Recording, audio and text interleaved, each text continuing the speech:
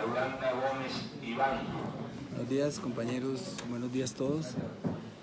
Ya estamos listos aquí en la Comisión Tercera del Senado para iniciar el debate que voy a hacer sobre la política de drogas en Colombia. Villalba Mosquera Rodrigo. Ok, bueno, listo. Señor presidente, le informo que han contestado a Ya me acabo un momentico, yo cuadro un cosito. honorables senadores, por para deliberar. Orden del día. Ahí, apretar. Listo. Orden del día. De la mano de la cámara. Listo, ahí está bien. Para la sesión ordinaria Apretar, del día apretar. martes 14 de No mayo de aprieta. 2019, horas 10:30 AM, en primer punto.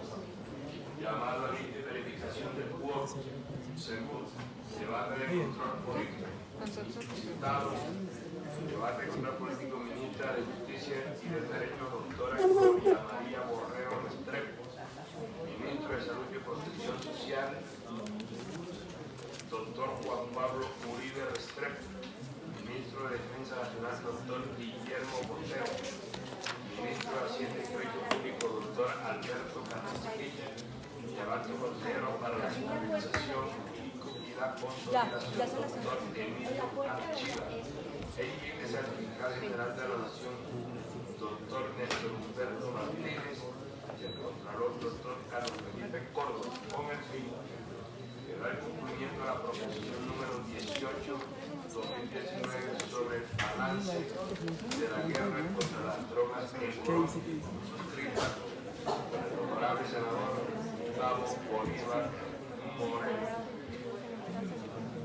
Tercero, lo que propongan los honorables senadores, cuando negocio sustanciado por la presidencia. Señor presidente, está leído el orden del día una vez se concluya. Bueno, ya vamos a empezar. Tengan paciencia, por favor. Se pueden compartir porque vamos a dar unas cifras muy importantes acá hoy. Funcionarios del alto gobierno que han sido citados a la sesión y los invitados, quienes están presentes y quienes han excusado. Sí, señor presidente. Está citada la señora ministra de Justicia, la doctora Gloria María, que se encuentra presente en el recinto. Está citado el señor ministro de Salud y Protección Social, que me dice que está aquí fuera del recinto. Estaba el ministro, sí, el señor ministro de Defensa, y en ese entendido él mandó una excusa y está la viceministra, la doctora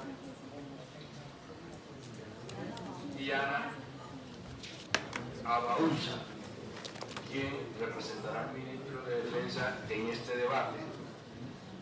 Está el doctor Sebastián Montoya Mejía como representación de la Contraloría Espérate, a ver si lo encuentro. General de la República en tu cargo como Contralor Delegado para el sector de Defensa, Justicia y Seguridad Nacional.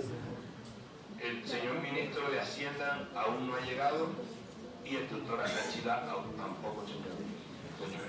O sea que no hay excusa por parte del ministro de Hacienda y por parte Del señor ministro de Hacienda hay una excusa que me permito darle lectura. Reciba un cordial saludo, ruego, le manifiesta a los honorables miembros de la Comisión Tercera del Senado de la República la importancia que tiene la situación reformulada y agradezco de antemano las invitaciones que hacen a esta cartera. Sin embargo, pido excusa al señor ministro de Hacienda y Crédito Público, Alberto Carrasquilla Barrera, por no poder asistir a la sesión que se llevará a cabo el día martes 14 de mayo a las Vamos a leerlos acá un poquito. referido Hola, Marlon. lo anterior, debido a que el señor Eddie, aquí listo, hermano. Rosa, saludos. No obstante, dada la importancia del tema a tratar, estaremos atentos al desarrollo de esta importante citación y de las conclusiones que de la misma. Gracias, Isaías. Bueno, muy bien todos. Soy ahí Eduardo Quintero Roa, secretario un mundo de argumentos para mostrar cómo en Colombia hemos desperdiciado miles de millones de dólares, miles de vidas. por un negocio que cada día crece más. Es una guerra perdida, pero hay que demostrarlo con argumentos y eso lo vamos a hacer así. Saludos Juan Pablo en Girardot, Yolanda en San Gil, Vladimir Sarria, Anselmo, listo, ahí vamos. Mira, señor secretario, verifíqueme el quórum, que creo que ya hay quórum para tomar decisiones. Señor presidente, someta a consideración el orden del día leído. En consideración el orden del día leído previamente. Continúa, queda cerrado. ¿Aprueba? Sí, lo aprueba, señor presidente. Segundo punto. Debate y control político. Balance de la guerra contra las drogas en Colombia, suscrita por el senador Gustavo Briones Moreno, y están presentes los citados, señor presidente, lo que le manifesté. Muy bien. Senador Gustavo Bolívar, tiene usted la palabra para el debate para el día de hoy en esta comisión. Muchas gracias, señor presidente. Bien.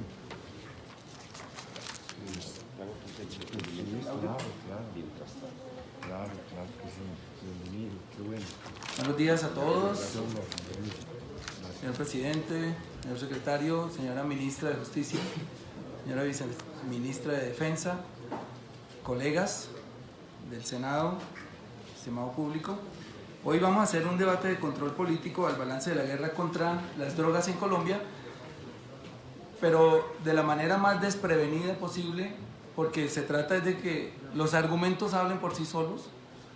Las cifras que nos han enviado, de hecho, los mismos ministerios a quienes hemos dirigido derechos de petición, algunas otras entidades como la ONU, la DEA, el Departamento de Estado de los Estados Unidos. Y la idea es que esto no sea un juicio a este gobierno, porque de hecho la mayoría de cifras son anteriores a 7 de agosto de 2018. Voy a tratar casi que en un gran porcentaje del debate el caso del Plan Colombia, que se desarrolló entre 2000 y 2015. Obviamente daré cifras de lo que está sucediendo entre 2015 y hoy, pero quería que supieran que esto es simplemente un abrir la mente a un problema que le ha costado muchas vidas a Colombia y mucho dinero. Vamos a demostrarlo con cifras. Entonces vamos a tener este orden del día. Les voy a decir el objetivo que acabo de decírselo. Segundo, voy a hablar de la política de drogas en Colombia. El caso de estudio que nos ocupa es el Plan Colombia y lo que sucedió después mientras se dialogaba en La Habana y hoy con el caso del postconflicto. Los resultados los veremos y también les contaré experiencias de otros países con relación a su política de drogas. Y al final, después de que tomen la palabra ustedes, haré unas conclusiones. Entonces, el objetivo siguiente va a ser evaluar las estrategias y los resultados de más de 40 años de drogas, de guerra contra las drogas en Colombia. Siguiente, vamos a escuchar un audio, por favor.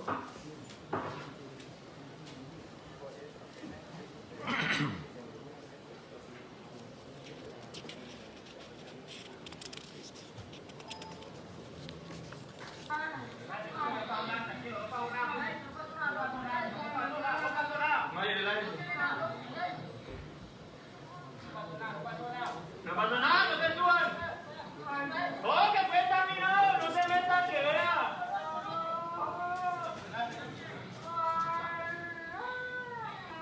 ¡Apoyo, apoyo! ¡Dame el apoyo! Es un audio de...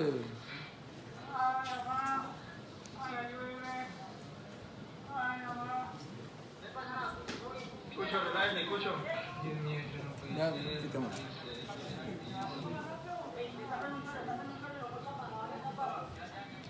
Este audio que ustedes acaban de escuchar obviamente es un drama de un soldado que ha caído en un campo minado. Ya veremos las cifras de militares sacrificados en una guerra que en los últimos 20 años no ha dado un solo resultado, digamos, en cuanto a la disminución de cultivos, en la disminución del consumo, en la disminución de la producción de la cocaína. Entonces, siguiente, les hago un contexto muy rápido de lo que ha sido la política antidrogas en el mundo. Digamos que a comienzos del siglo pasado, con la Acta Harrison en 1914, se dio el origen como a la regulación prohibicionista en tema de drogas. Mucho más adelante se creó la Oficina Federal de Narcóticos, la FBN, en Estados Unidos en 1930. La dirigía un señor, Harry Anslinger, que vendría a ser como una especie de los fake news de hoy, que satanizó, en ese caso, el cáñamo, que es un derivado de la marihuana que no tiene cannabidol, que no tiene compuestos psicoactivos. Llegó a ser incluso una película, salió con un medio de comunicación para satanizar el consumo de la marihuana, la relacionó directamente con la criminalidad que se estaba viviendo en los Estados Unidos, y desde ahí hasta hoy, que los mismos Estados Unidos están recapacitando y están empezando a regular, pues ha habido una especie de prensa negra hacia la marihuana. Obviamente esto no se va a convertir en una defensa de las drogas, quiero que eso quede claro, pero sí en un ataque al modelo que se está implementando para acabar las drogas en el mundo. En 1937, una ley de tasación que era como un impuesto muy alto a la marihuana, tampoco pudo detener el consumo. Por esa época, ya en 1933, se estaba prohibiendo, o se legalizó el alcohol, después también de una cantidad de muertos en los Estados Unidos. 4 años después se estaba prohibiendo el consumo de todas las drogas. Y en el gobierno de Richard Nixon, que es el tema que nos ocupa, arranca lo que se llama la guerra contra las drogas. Parte de esa guerra contra las drogas es en 1973 la creación de lo que hoy llamamos la DEA. En nuestra legislación interna, siguiente, tenemos que la ley 11 en 1920 impone por primera vez multas al tráfico de drogas ilícitas, es decir, un poco siguiendo la estela de lo que estaba pasando en Estados Unidos. En 1946 se castiga por primera vez con cárcel el tráfico de drogas. En 1964 se penaliza el consumo de cualquier estupefaciente en Colombia. En 1971 se despenaliza el consumo de droga en lugares privados. Ahí vamos a ver que hay como un carro, como una especie de montaña rusa en estas leyes, porque a veces despenalizan, a veces penalizan. La ley 30 del 86, que está vigente, es la que sanciona la producción, la distribución, el porte y el consumo de sustancias psicoactivas. Y una sentencia de la Corte Constitucional en el 94 vuelve a despenalizar el consumo de dosis personal. En 2009 hay un acto legislativo que prohíbe el porte y consumo de sustancias estupefacientes, salvo prescripción médica, pero esto, creo que sin quererlo, los legisladores le abren paso a la aprobación en 2016 de la regulación de la marihuana medicinal, porque al decir salvo prescripción médica, levantó las talanqueras que había en la Constitución para poder tratar el tema. Entonces, desde 2016 en Colombia, la marihuana medicinal es permitida, con ciertas reglas que ya veremos. La política de drogas tenía básicamente 6 objetivos: la reducción de la oferta de drogas, el fortalecimiento jurídico institucional, el desarrollo alternativo, la reducción de la demanda, una gestión ambiental y una política internacional. Entre el 95 y el 2010 se invirtieron los recursos de la siguiente manera: el 64 para la reducción de la oferta y el 25 para el fortalecimiento institucional, el 5,5 para el desarrollo alternativo, es decir, para los campesinos que estaban ingresando al negocio del cultivo de hoja de coca, y solamente el 4,1% para la reducción del consumo, es decir, para educación en prevención, solamente el 4,1%. Y ahora sí entramos al estudio del caso que nos ocupa, que es el Plan Colombia. Y aquí yo quiero que estén muy pendientes de estas cifras astronómicas que yo les confieso no las creía cuando mis asesores empezamos a hacer con ellos la investigación, pero nos apoyamos obviamente en documentos, uno de ellos de Dirección Nacional de Planeación, para corroborar unas cifras escandalosas, porque ya las veremos y ya también veremos qué hubiera pasado si en vez de usar todo este dinero para la guerra lo hubiéramos usado en desarrollo rural, en desarrollo educativo para los campesinos, etc. El Plan Colombia es una iniciativa negociada entre los Estados Unidos y Colombia en el gobierno de Andrés Pastrana a finales de los años 90, comienzo del año 2000. El objetivo era un marco de cooperación bilateral para fortalecer las capacidades operacionales de la fuerza pública, luchar contra los grupos armados al margen de la ley, porque a Washington le vendieron una falacia, y es: si nos ayuda a acabar los grupos guerrilleros, se acaba el negocio de la droga, porque el mayor traficante del mundo son las FARC. Posiblemente sí, pero ya veremos qué ha pasado con esto. Bueno, hay otros objetivos que voy a tener que seguir pasando un poco rápido, que tengo mucha información y yo quisiera que la tuvieran toda. Es la información que ustedes vean en los cuadros y que no alcance yo a decir por el tiempo. Quiero decirles que estamos en mi oficina abiertos a que nos pasen una memoria USB o a través de un correo les podemos entregar toda esta información. Entonces, los recursos invertidos, y aquí viene la primera cifra escandalosa. Los recursos invertidos en el Plan Colombia fueron 9.600 millones por parte de los Estados Unidos de dólares, 9.600 millones de dólares, y ojo con esta cifra, del Departamento Nacional de Planeación, 131.000 millones de dólares invirtió Colombia en 15 años. Estamos hablando de 140.000 millones de pesos en un Plan Colombia para ver, como lo voy a demostrar más adelante, que hay más cultivos que cuando empezó el Plan Colombia, que hay más muertos, que hay más víctimas, que hay casi 7.000 militares muertos, que hay desplazamiento, que hay la ruina del campo colombiano, etc. 140.000 millones, compañeros, colegas de la Comisión Tercera, ustedes más que nadie saben de qué cifra estoy hablando. Solamente las 100.000 casas gratis del gobierno Santos costaron 1.500 millones de dólares. Estamos hablando de 140.000 millones de dólares. Un país que no ha podido hacer el metro de Bogotá, que vale 7.500 millones. Se invirtieron aquí, se tiraron a la basura. Voy a demostrar cómo tiramos, cómo Colombia, un país pobre, tira 140.000 millones de dólares a la basura. Siguiente. Dice, bueno, esta cifra de 131.000 sale de un documento, la fuente del Ministerio de Defensa y Seguridad y del DNP. Esta hojita también se la vamos a repartir para que la vean, de la Dirección Nacional de Planeación. De esos 140.000 millones de dólares, el 71%, es decir, 7.000 millones de lo invertido por Estados Unidos y el equivalente a lo invertido por Colombia, se invirtió en el componente militar, que ni siquiera fue para proyectos educativos en prevención ni para redimir al campo colombiano. El 72% de esos recursos se destinaron principalmente a luchar contra el narcotráfico a través de fumigación y erradicación de cultivos, neutralización de las guerrillas y profesionalización de la fuerza pública.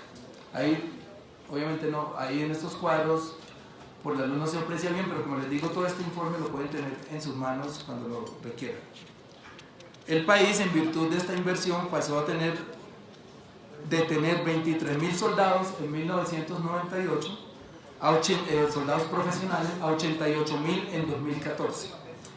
De 35 helicópteros en el 99 a más de 200 en 2014.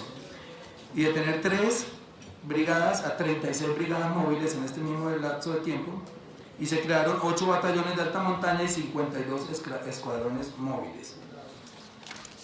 Siguiente. Entonces, vamos a hacer el análisis de este plan con base en 4 supuestos. ¿Cuáles han sido los principales supuestos del modelo contra la droga? Han sido 4. El primero es: la fumigación aérea es la herramienta más efectiva para la erradicación de cultivos ilícitos. Ese es un supuesto que yo voy a entrar a analizar y ustedes prácticamente se van a responder.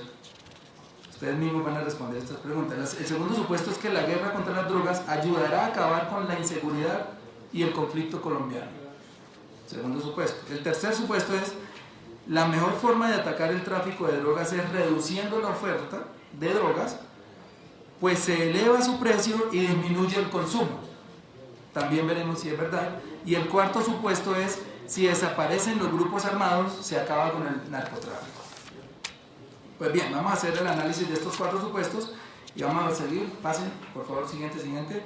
Supuesto 1: la fumigación aérea es la herramienta más efectiva contra la erradicación de cultivos ilícitos.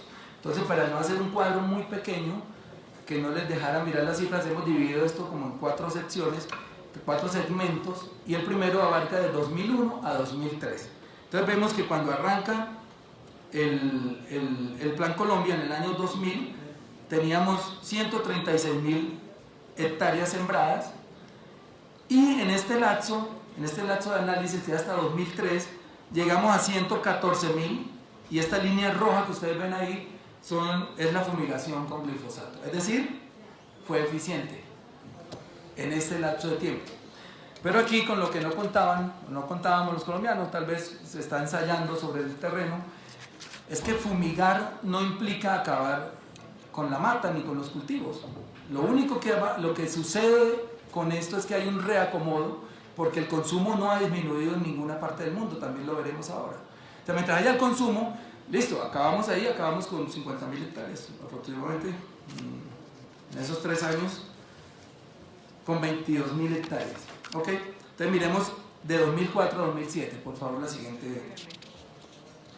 De 2004 a 2007 sucede lo que tiene que suceder, que si me fumigan en un lado, pues me voy a cultivar a otro. Entonces, vuelven a subir, y en 2006, a pesar de que se asperjaron 172.000 hectáreas, en 2007 Estados Unidos reporta casi la misma cantidad de cultivos de coca que en 2001. O sea, entre 2004 y 2007 se pasó de 114.000 a 160.000 hectáreas, 67.000 hectáreas. Aumentó más de lo que había disminuido entre 2000 y 2003. ¿Por qué se sucede este fenómeno? Porque, y aquí viene otro dato que corrobora que esta guerra está perdida y que no ha servido para nada, y es que cuando empezó el Plan Colombia había 12 departamentos.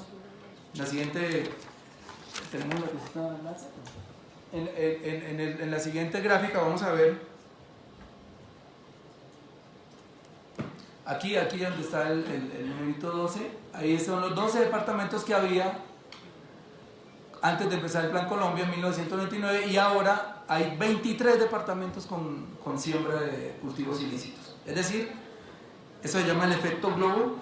De 12 departamentos se pasó a 23 departamentos y aumentaron los cultivos ilícitos, porque les repito, la demanda mundial nunca ha bajado, a pesar de toda la guerra, no solamente en Colombia, sino en el mundo. Siguiente. Y acá vamos a ver un caso del efecto globo. Y es que en 1999 Putumayo tenía 58.297 hectáreas de coca, y para el año 2006 se habían reducido a 12.254, todo un éxito, ¿cierto? En Putumayo. ¿Qué pasa? En el mismo lapso de tiempo, Nariño tenía 3.959 hectáreas cultivadas de coca, y para el año 2006 había 15.606 hectáreas, es decir, había un aumento de 400%. ¿Qué quiere decir esto? Se fumigó en Putumayo y los narcotraficantes se fueron para Nariño. Para que tengan una idea de lo que pasa hoy en Nariño, gracias a este desplazamiento, Bolivia, que empezó a cultivar coca décadas antes que Colombia, todo Bolivia tiene hoy 24.500 hectáreas sembradas de coca. Y solo Tumaco, un municipio de Colombia, tiene 25.000 hectáreas. Tiene más coca sembrada Tumaco que todo Bolivia. Y estas cifras están acá, como les digo. Están las fuentes, se las podemos entregar para consulta. Siguiente, vamos a analizar el otro segmento, que es el de 2008 a 2013. Aquí se arrecia la fumigación, baja la fumigación con glifosato, pero empieza la erradicación manual, que lo vemos en esa línea azul.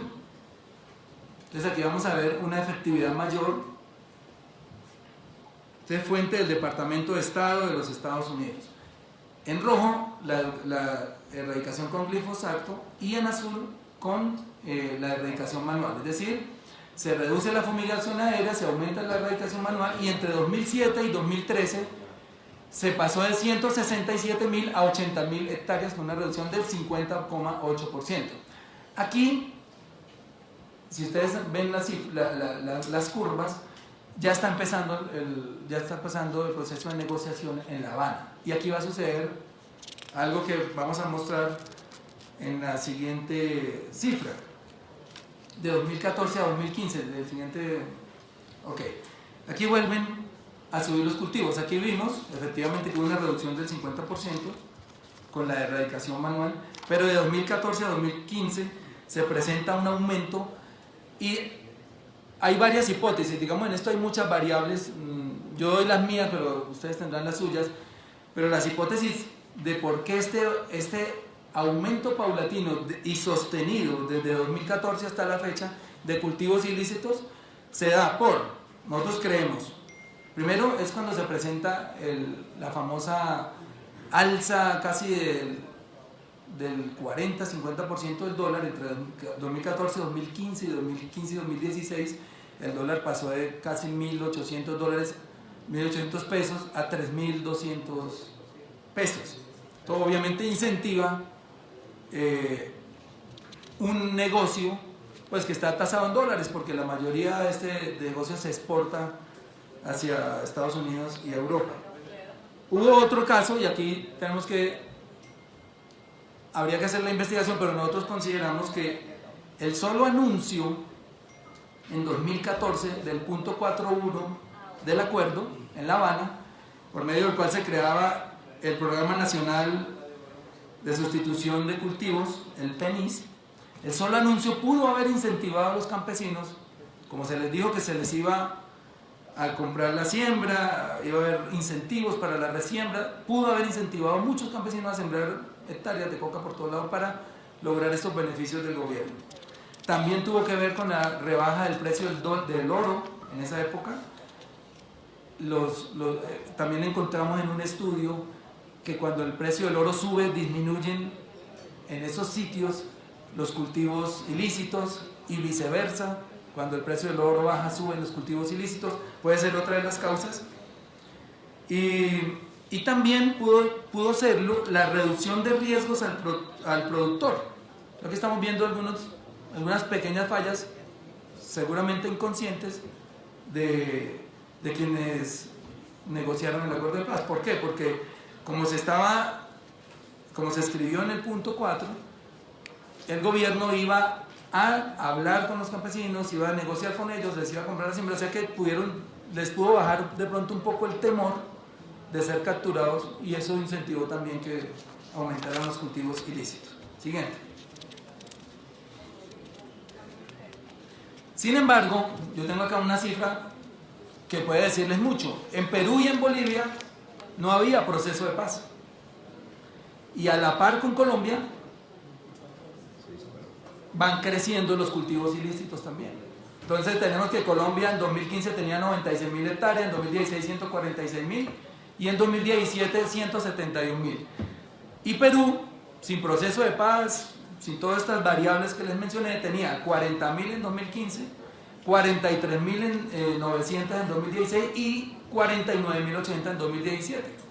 Bolivia igualmente, de 20.200 en 2015 pasó a 23.100 y a 24.500. Es decir, los cultivos ilícitos crecieron en toda el área andina, y esto nos dice algo que tiene que seguir reforzando la premisa. Mientras no baje el consumo, que nunca va a bajar, nunca va a bajar, esto nos tenemos que meter en la cabeza los legisladores de Colombia y del mundo, nunca va a bajar.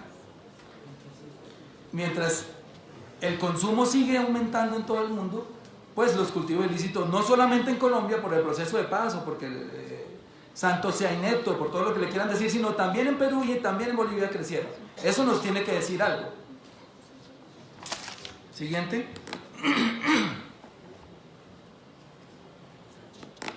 Y aquí viene más o menos, aquí viene otra de las cifras escandalosas, son los costos de la fumigación. Obviamente hay muchas divergencias en las cifras, pero nos vamos a tener a una cifra del Banco Mundial, que dice que para eliminar una hectárea de coca se debe rociar aproximadamente 33 veces al año, es decir, una hectárea asperjada con una sola pasada de la avioneta no tiene que pasar 33 veces la avioneta, y eso cuesta, según el Banco Mundial, el costo anual de fumigar 33 veces para reducir el cultivo de coca en una sola hectárea de aproximadamente $79.200. Por eso esa cifra escandalosa es 140.000 millones invertidos en el Plan Colombia. Eso es lo que más incide. Y vamos a ver que, siguiente, según estas cifras, pero les doy el beneficio de la duda, si quieren bajémoslas 40%, que no cueste 72.000, que cueste 50.000, serían 100.000 millones de dólares invertidos en fumigación.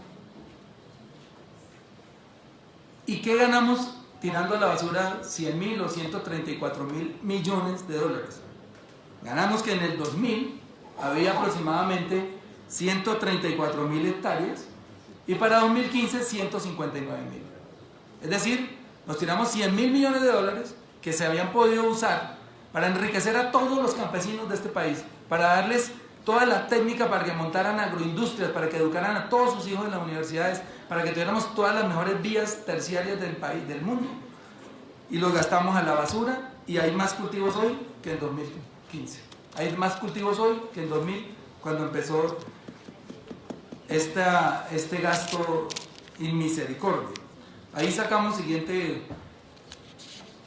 unas cifras especulativas de qué hubiéramos podido hacer con ese dinero si hubieran podido educar carrera completa de 10 semestres, 11.500.000 estudiantes universitarios, si hubieran podido construir 7.595 hospitales, sacamos un promedio de lo que cuesta hacer un hospital, 7.500 acueductos, es decir, si en Colombia hay 1.000 y pico municipios, ni siquiera, hubieran podido poner acueducto a todos los municipios de Colombia, y se hubieran construido 31.600 colegios. Ya les dije que el metro costaba apenas 7.000 millones de estos 134.000.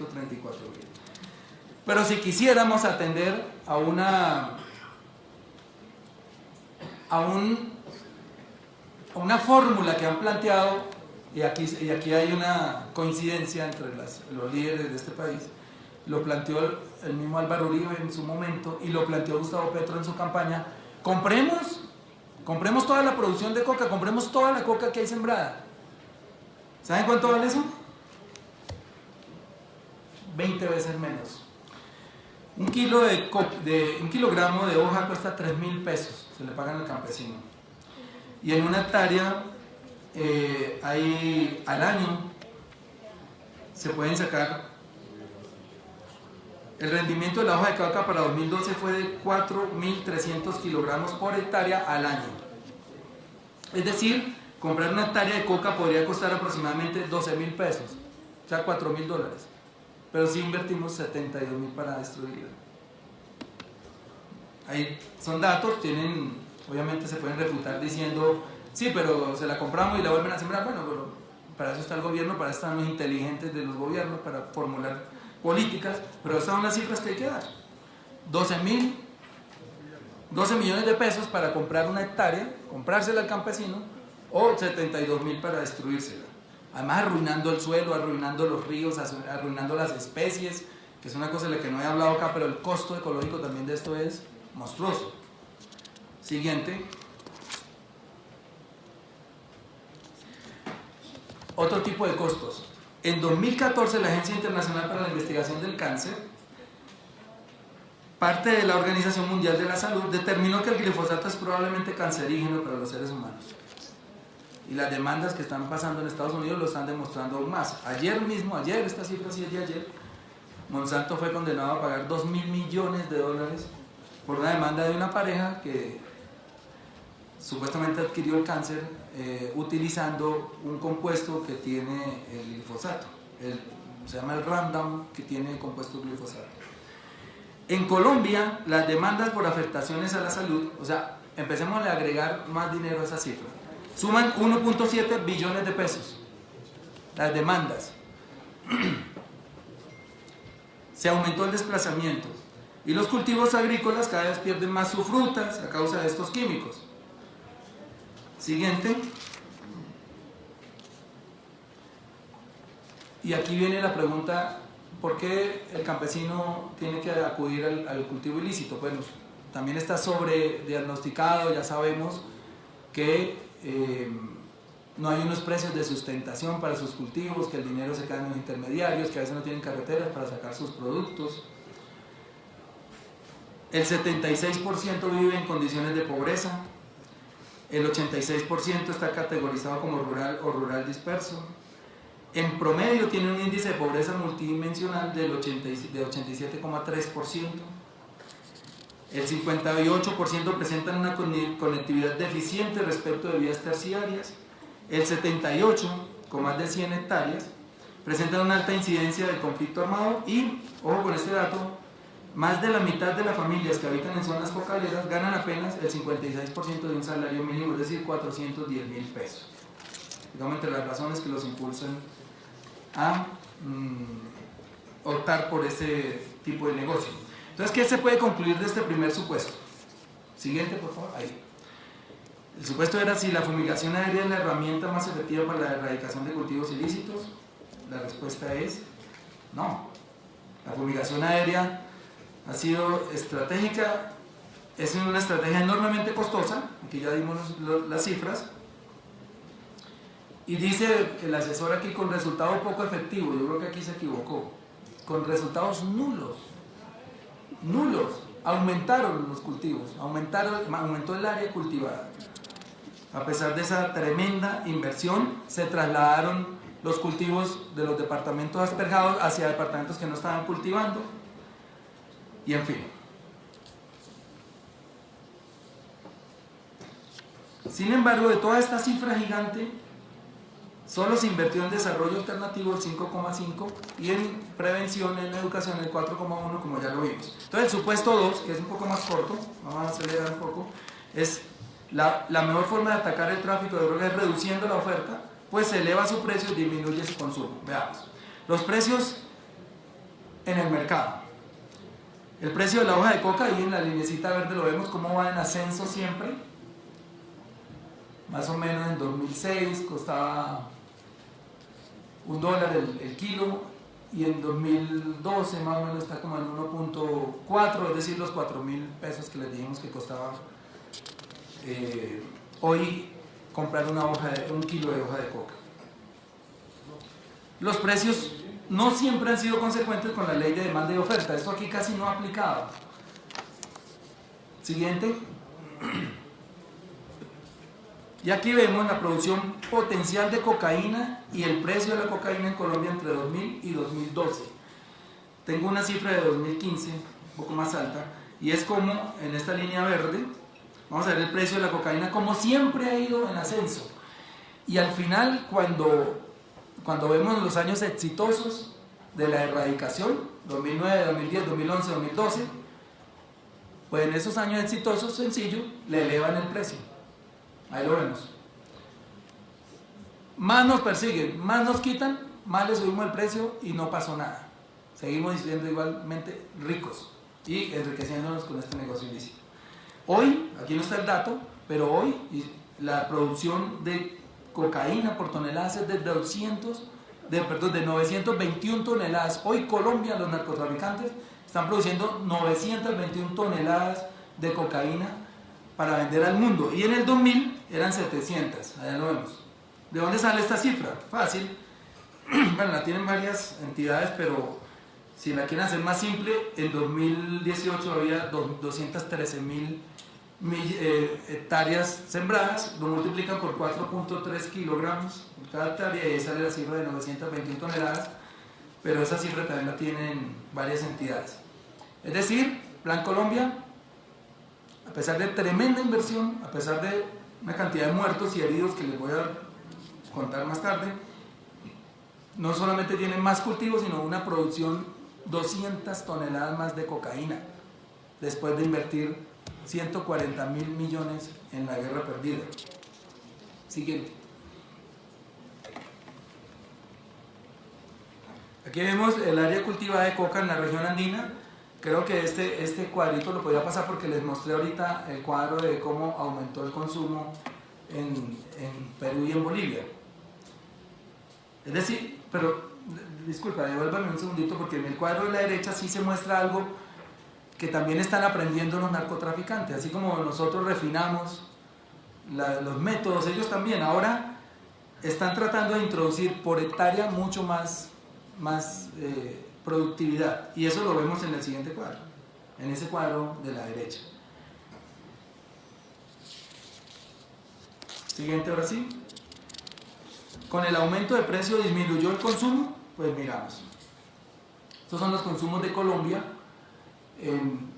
Digamos que la encuesta más seria últimamente realizada fue en 2013, ha habido unas después, pero digamos que vamos a tenernos a estas cifras. Colombia entre 2008, esta cifrita que está acá, digamos, tomemos como base el mes anterior, es decir, los que consumieron el mes anterior, que son los activos. Consumía 1.60% y pasó a 2.18, es decir, un crecimiento del 0.5 en 5 años. Es un aumento, no voy a decir que no nos preocupemos, pero no es exagerado. La cocaína, por ejemplo, bajó del 0.43 a 0.40, el bazuco bajó del 1.9 al 0.17, esto con dosis mínima. Vamos a esperar los resultados sin dosis mínima aprobada.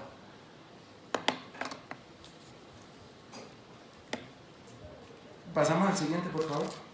Y aquí vemos el consumo de drogas en el mundo, que es por lo que yo les digo, pueden invertir miles de millones y miles de millones. Si nomás Colombia invirtió esto, imaginen cuánto ha invertido el resto. Esta cifra está en millones de personas. Aquí vemos que en 2006 había 208 millones de consumidores, 2007 subió a 211, bajó, y desde 2009 sostenidito ha ido en aumento el consumo, hasta llegar a 275 millones de personas en la actualidad. O sea, entre finales de los 90 y 2005 el número de personas que usan droga en el mundo pasó de 180 a 205 millones de personas. Quería darle una cifra aquí, pero la puedo dar más adelante, sobre el consumo, lo voy a dar verbalmente, porque aquí empiezo a mostrar otros modelos de enfrentar la guerra y sus consecuencias y sus resultados. Entonces, Holanda tiene hoy ese 2.5 que tenemos en Colombia, en Holanda, perdón, ese 2.1 que tenemos en Colombia, fumaron el último mes, en Holanda esa misma encuesta dice que fumaron el 5%, en Francia el 9%, en República Checa el 9%, en España el 10%, en Italia el 14.6%. Y si miramos la cifra, Holanda es el primer país del mundo que en 1970, hace ya casi 50 años, despenalizó el consumo de la droga. Y estas cifras las pueden corroborar con la entidad que quieran. Aquí también le pasamos la fuente.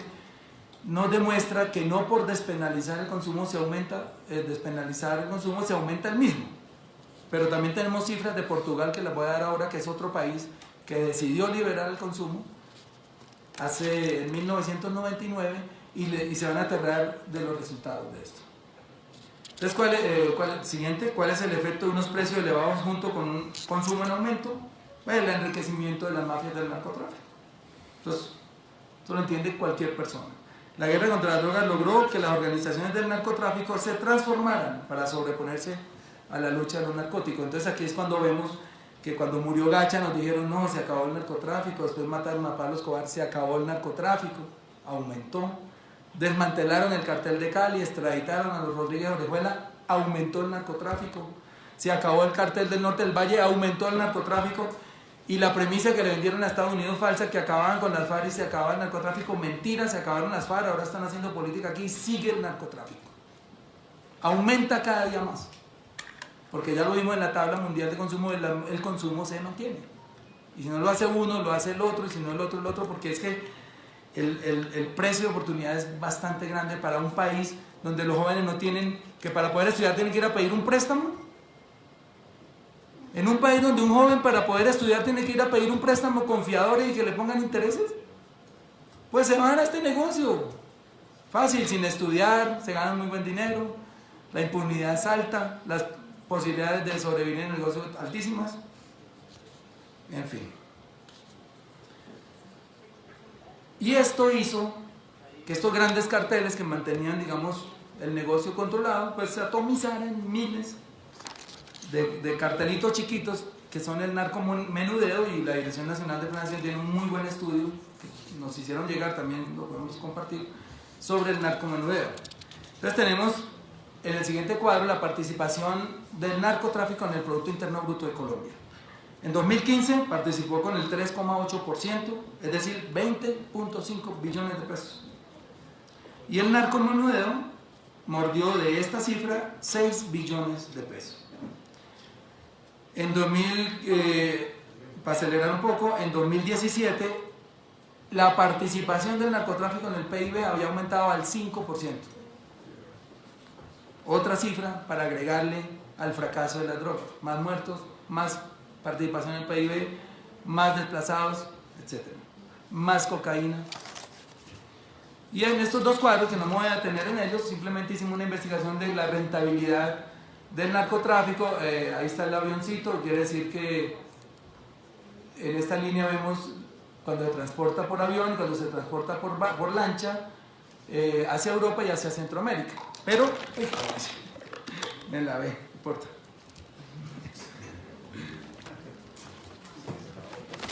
Agüita. En el siguiente, bueno, en estos cuadros estábamos mirando, perdón, en estos cuadros, de tenerlo un momentico, el precio de venta del mercado interno. El precio de la cocaína en Colombia vale 5 millones de pesos, un kilo. Ese kilo puesto en México vale $15.000. Gracias. Y esa cocaína puesta en Nueva York vale $40.000. Y puesta en Europa vale $60.000 un kilo, que aquí vale producir 5 millones de pesos.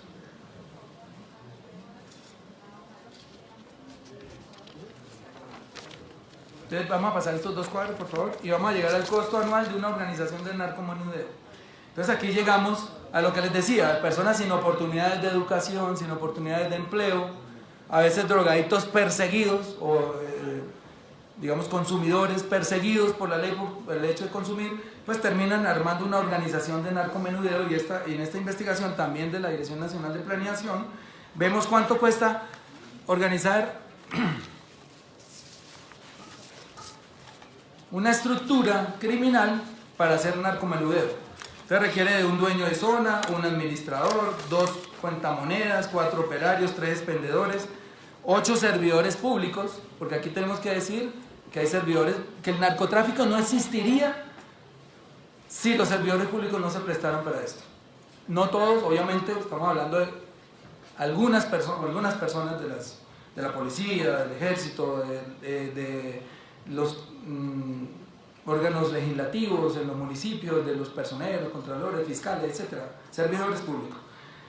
Se requiere 6 servidores públicos de bajo nivel, un servidor público de nivel medio y un servidor público de nivel alto. Y toda esta estructura criminal cuesta 149 millones de pesos al año. Y nosotros, pues, dentro de nuestras elucubraciones, pues dijimos, ¿qué se monta con 150 millones? En un restaurante de clase media. Pero el restaurante tiene que pagar la DIAN, el 4x1000, el impuesto a la riqueza, el impuesto de la renta, el IVA, los parafiscales, los bomberos, SAICO, ASIMPRO, ICA, cesantías, horas extras, y se fue, y se quebró. La organización criminal, en cambio, se enriquece, y como vimos en el anterior cuadro, tiene ganancias del 4.000, del 5.000%, de acuerdo a si vende la droga en Colombia o si la vende en el exterior.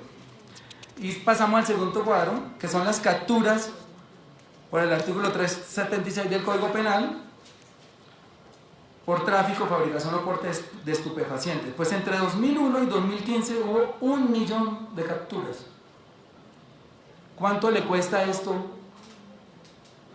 al ejército, a la policía, a la fiscalía, a las cárceles? 1 millón de capturas. En el siguiente cuadro les explico la consecuencia de esto. Esas capturas, según este mismo estudio de Gutiérrez Tobón, del Centro de Seguridad y Drogas de la Universidad de los Andes, estiman que la realización de una captura cuesta 10.700.000 pesos y ese millón de capturados le ha costado al país 10 billones de pesos. Y gran cantidad de estos capturados son solamente por consumo, el 32%. 32% lo vimos en el cuadro anterior. Son por consumo, es decir, estamos, en vez de perseguir a los que matan a la gente, a los que secuestran, en vez de perseguir a las bandas criminales, estamos persiguiendo al estudiante, al consumidor, y nos estamos gastando una millonada de plata dispersando los esfuerzos de la policía y del ejército en perseguir a quien no hay que perseguir. Ellos no son el problema. Siguiente cuadro.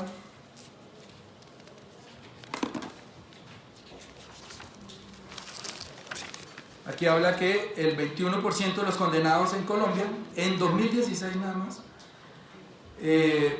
están, de todos los presos de Colombia, el 21 están condenados por delitos relacionados con el tráfico y fabricación o porte de estupefacientes. 14.000 hombres, 2.696 mujeres. Teníamos el estudio, no sé decirle cuántas son madres cabeza de hogar, pero por encima del 80%. Pasamos al otro. Bueno, dice que el costo para el Estado de mantener esta población solamente en 2016 fue 210.000 millones de pesos. ¿Qué hubieran podido hacer con ese presupuesto? Bueno, también esta es una página de especulación nuestra, pero la entregamos para que sepan. Esto es las ganancias del narcomenudeo en 2015 son 4 veces el presupuesto de la Universidad Nacional, financiar 3 proyectos de autopistas 4G, en fin.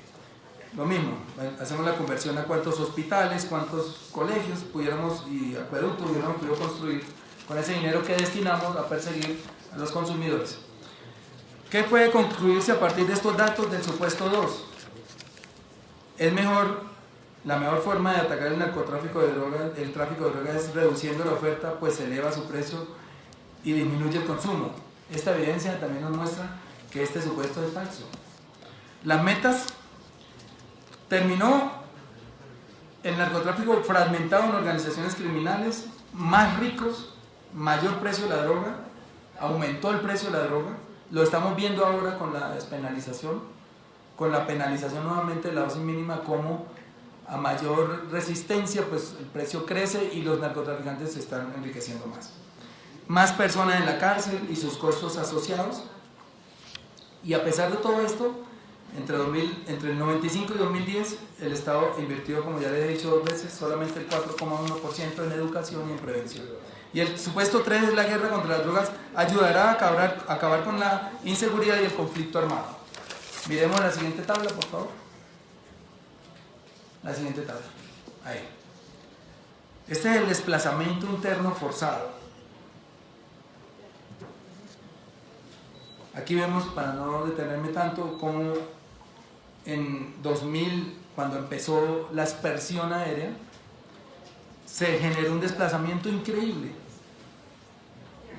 que llegó a 700.000 personas en 2002, se estabilizó sobre los 400.000, y luego con el proceso de paz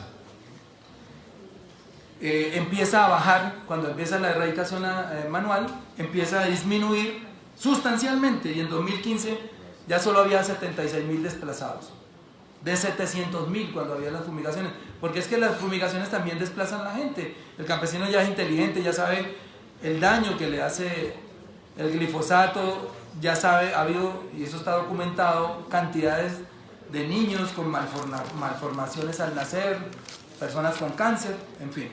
En la siguiente tabla vemos los homicidios. También se dispararon entre 2002 y 2004, bueno, esas tasas realmente venían desde el gobierno Pastrana, y se empezaron a disminuir hasta 2010, 2011 crecieron, 2012 crecieron, 2013 ya con el cese bilateral del fuego empezaron nuevamente a disminuir. Y después vamos a ver las muertes por combate. Muertes en combate comparado con el número de víctimas de homicidio con miembros de la fuerza pública como sospechosos bajo investigación. Bueno, aquí miramos las bajas de la fuerza pública. Yo voy a dar esa cifra. En ese lapso de tiempo han muerto 6.900 militares, soldados pobres de la patria, soldados del nivel más bajo.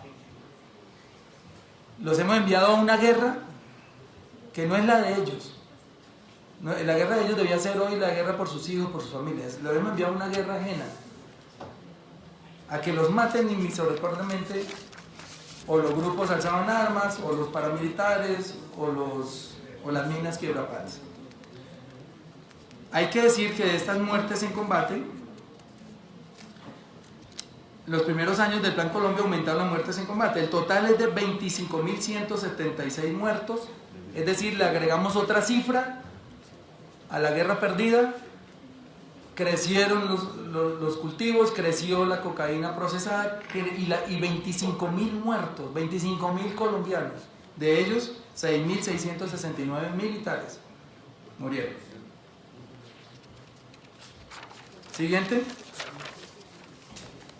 Estos 6.992 miembros de la fuerza pública murieron en acciones de interdicción del narcotráfico de 2003 a 2018.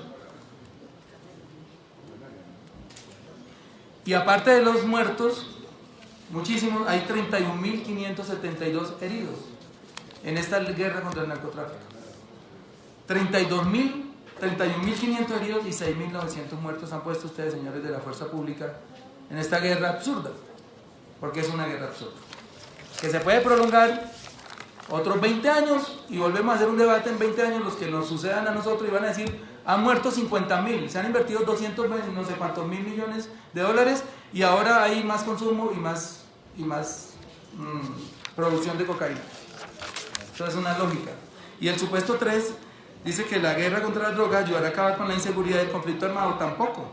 Ya vimos cómo acabamos con todos los carteles, ya se acabó las FARC, ahora siguen las disidencias, ahora sí, ya llegaron los carteles mexicanos. Siempre va a haber alguien dispuesto a ofrecer su vida para ganarse estas millonadas que ofrece este negocio. Siguiente, el supuesto 4, que es el último, dice que si desaparecen la guerrilla se acaba con el narcotráfico. Fue una de las premisas del Plan Colombia y obviamente no se cumplió. Aquí vamos a ver un cuadro. Después del proceso de paz con las FARC, los cultivos de coca aumentaron. El proceso empezó a negociarse en 2012, aquí lo vemos. Ya no alumbra el video, aquí está en lo más bajo. Se termina el proceso y mira dónde van los cultivos. En el punto más alto de la historia. Sin FARC. O sea, eran mentiras. Le vendieron esa mentira a Washington. Denos plata, acabamos con las FARC, acabamos con los narcotraficantes y se acaba la producción de cocaína y de hoja de coca en Colombia. Mentiras. Ahí están las cifras. Se puede concluir, ¿qué podemos concluir a partir de estos datos? Después de 140 billones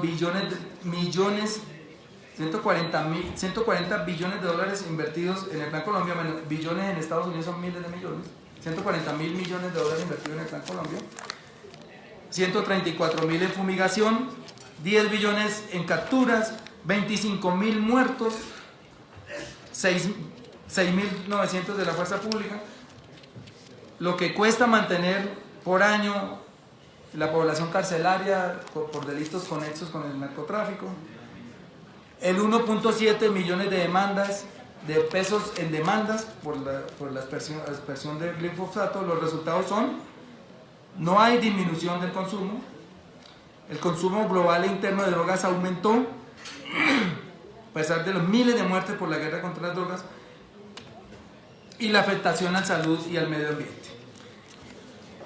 Me imagino que la ministra nos va a explicar la política de drogas del gobierno Uribe, que tiene 5 pilares, que es reducir el consumo de drogas, reducir la disponibilidad de drogas, desarticular y afectar las estructuras criminales, afectar las economías y rentas criminales y generar condiciones territoriales para impulsar economías lícitas, rurales y urbanas. Yo le pregunto, señores, con sensatez, señores senadores, ¿se puede cumplir esta buena intención del gobierno Duque? ¿Depende de él? No. Puede tener la mejor intención del mundo, no se puede cumplir. Lo vaticinó hoy, lo puede hacer cualquier persona de bachillerato mirando estas cifras. Mientras el consumo en el mundo se mantenga en aumento, nadie puede cumplir estas metas. Son ingenuas, muy ingenuas. Y el consumo en el mundo no va a disminuir. Eso es una condición humana que yo la expliqué una vez en una plenaria, que tiene que ver con sensaciones básicamente físico-químicas y biológicas, etcétera, de reconocimiento, y que por el aumento de las redes sociales y el descuido de los padres que están chateando más que hablando con los hijos, etcétera, los niños, los jóvenes están buscando otras maneras de lograr ese reconocimiento, de lograr un éxtasis, de lograr un bienestar, un reconocimiento que no tienen en sus casas, etcétera. Pero esto, digamos, una cadena de hechos y una cadena de situaciones que no dependen de Colombia.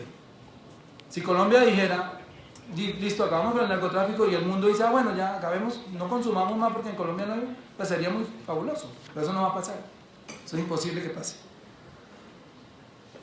El decreto de dosis mínima, lamentable, un retroceso de 25 años, con muy buenos resultados en consumo, como lo vimos en las tablas. Continúa con el enfoque punitivo. Dicen que a mayor prohibicionismo, el aumento del precio de las drogas hace que la gente consuma menos. Mentiras. Si el tipo o la tipa, o el niño o la niña, o el joven quiere consumir, cuéstele un peso, cuéstele dos, lo va a hacer, cuéstele 1000, lo va a hacer porque lo necesita. Esto lo que aumenta es la criminalidad en las calles, y eso también lo han demostrado diferentes estudios en Estados Unidos y en Europa. A mayor precio de la droga, mayor criminalidad. ¿Por qué? Porque tienen que salir a matar a alguien por un celular para poder consumir. Es una verdad de apuño. Las mafias más enriquecidas. Y también se puede crear, y se creó ya, un incentivo a la corrupción, como lo hemos visto en los estudios pocos que ha habido después de la penalización del consumo nuevamente, y es que hay policías que reciben sobornos, algunos, para dejar ir o para permitir que el chico que está siendo capturado le pase un billete o el jíbaro, etc. Y yo quiero ya terminar con un estudio comparativo muy corto de lo que está pasando a nivel mundial con el enfoque de lucha contra las drogas. ¿Qué hizo Estados Unidos? Estados Unidos, que nos metió en esta guerra también, nos ayudó a financiarla, pues ahora resulta que los estados están liberando inicialmente la marihuana recreativa. Lo hizo Uruguay, tenemos cifras de Uruguay, también las podemos aportar, de cómo el consumo no aumentó con la decisión del presidente Mujica de despenalizar el consumo. Y ya vimos los datos de Holanda, que tampoco aumentó. Pero ahora miremos otra parte del negocio, y es, o dejamos que el negocio siga en los bolsillos del narcotraficante que nos mata, que mata jueces, mata periodistas, mata policías, mata líderes sociales, o hacemos que ese ingreso entre a las arcas del Estado. Eso es lo que están haciendo en Estados Unidos.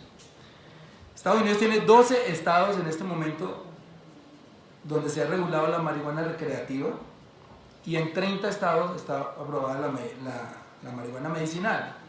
No es una ley federal, es decir, no abarca toda la nación, porque no ha salido del presidente de los Estados Unidos la aprobación, o del Congreso de los Estados Unidos, de que ya es legal, pero los estados, como tienen cierta independencia, pues tienen su autonomía, ya han regulado 12, está a punto de entrar Nueva York, y estas cifras que les voy a dar son sin Nueva York, que podría disparar mucho más las ganancias, y son el ingreso por el mercado de la marihuana legal en Estados Unidos en 2007, $9.000 millones. Solamente con 9 estados, y sin que sea ley federal. 2018, $11.000 millones, y BDS Analytics presume que para 2021 habrá $21.000 millones en ingresos por concepto de la venta de la marihuana legal. Y todo este mundo de dinero se va a quedar en bolsillos de los países que nos ayudaron a hacer la guerra, en los bolsillos de los empresarios, y nuestros campesinos siguen aquí escondiéndose para que no los maten, y no van a pellizcar el negocio. Esto generó en 2017 121.000 empleos en Estados Unidos, y para 2021 va a generar 292.000 empleos. En Portugal, que hace desde el 99 decidió despenalizar la posesión de todos los estupefacientes, hoy es uno de los países con la sanidad pública y la política antidrogas más efectivas e inteligentes del planeta. Entre 2001, el año en que entró en la ley en vigor, y 2002, el índice de infecciones por VIH se redujo de 1016 a 56 casos. ¿Por qué? Porque cuando uno regula, pues se crean centros de consumo regulado. Y en el centro de consumo regulado atendemos a la persona que ya hicimos un experimento aquí en la Bogotá Humana en 2015 con muy buenos resultados. Pero si esto fuera una política nacional, los centros de consumo regulado lo que hacen es darle asistencia médica, psicológica al consumidor. Se le van a dar las jeringas, se le va a proporcionar una droga de muy buena calidad, porque es regulada por el gobierno, y bajan los casos de SIDA, de infecciones, bajaron, no sé cuánto es el porcentaje, 10.000%, algo así. El consumo no se disparó ni aumentó la violencia en Portugal. El caso de la población menor de 34 años, el consumo de heroína ha caído un 70%. ¿Y cómo están tratando en muchos países el consumo de la heroína? Con marihuana. Lo que hacen es, entre un mal mayor, pues un mal menor, y empiezan a tratarle las adicciones con marihuanas, con tal vez un poquito más de tetrahidrocannabinol, que es el compuesto psicoactivo de la marihuana, no del cáñamo, que aquí es donde vino la injusticia que se cometió en 1936 en Estados Unidos, y es satanizar el cáñamo cuando el cáñamo no tiene un solo porcentaje de cannabidol. El cáñamo es una hierba que se utilizó desde milenios, desde el 6000 años antes de Cristo, para hacer tejidos, para hacer medicinas, etc. Y acá vamos a mirar en el siguiente cuadro la evidencia, las vidas que cobra la droga en Europa. Les dejo también para que la miren, pero yo solamente me detengo en Países Bajos y Portugal, los dos países que han liberado totalmente el consumo. Es de los más bajos de Europa. Y aquí tengo que hacer una pregunta. Si alguien de ustedes cree en serio que el consumo se va a acabar. Yo creo que nunca. Y lo dije en la plenaria y lo voy a repetir acá, porque esas cifras hay que darlas. Murieron 69.000 personas al año por sobredosis de droga. 69.000 personas al año por sobredosis de droga. El azúcar, la Coca-Cola mata más personas al año. La contaminación mata más personas al año. El alcohol mata 3.3 millones de personas al año. El hambre mata 9.2 millones de personas al año. El tabaco, 7.3 millones de personas al año. Y miren lo que mueren al año por sobredosis. ¿Y qué quiere decir esto? Para apelar a la lógica de ustedes. Que de estas 69.000 al año no pudimos tener cifras. Tengo que decir lo que pedimos, cifras de medicina legal, y pedimos cifras a muchas personas, pero en Colombia es mínimo. No sé si el ministro de Salud nos dé la cifra. ¿Cuántas personas mueren por sobredosis al año en Colombia? Pero voy a dar una cifra, pongámosle que sean 1.000. Por 1.000 estamos matando 7.000 militares, 25.000 personas, y arruinando el campo, y dejando de educar y dejando de invertir en lo social. Cuando podríamos coger estos 1.000 y también salvarles la vida en centros regulados de consumo, porque ahora lo hacen obviamente en las calles, escondidos, lo que les quiera vender el jíbaro de la calidad que quieran. Entonces yo voy a dejar ahí, porque yo al final tengo unas conclusiones de 5 minutos, para que por favor ustedes digan lo que tengan que decir, los escucharé atentamente. Muchas gracias por la atención, y como les dije, el estudio que hemos realizado con mi equipo de trabajo queda a disposición de ustedes. Muy bien, muchísimas gracias, señor Gustavo Ríos, por su debate. Enhorabuena traído a esta comisión, que han estado muy atentos, y por la profundidad y la actualidad de siempre del tema. Una moción de orden del senador Araújo. Presidente, con la venia suya y por supuesto usted quien dirige el debate, quería sugerirle que escuchemos al gobierno y posteriormente podamos hacer la intervención en los congresistas. ¿Oye? ¿Les parece? Ese generalmente es el orden. Sin embargo, la costumbre es que aprovechen los demás integrantes de la comisión para participar, pero no hay ningún problema. Generalmente ese es el procedimiento, entonces así se hará. De los ministros, primero en el tiempo, primero en el derecho. Usted, la ministra de Justicia, tiene el uso de la palabra. Mil gracias. Primero por edad y segundo porque presido